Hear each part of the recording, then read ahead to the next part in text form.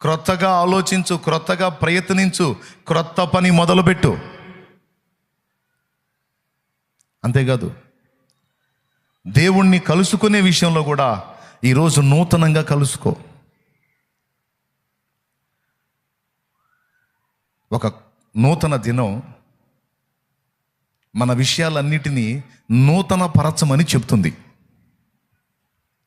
ఒక నూతన శుభోదయం మన సంగతులన్నిటినీ నూతన పరచమని చెప్తుంది. కొంతమంది మొన్నల్లో బతుకుతారు, కొంతమంది నిన్నల్లో బతుకుతారు, కొంతమంది రేపట్లో బతుకుతారు.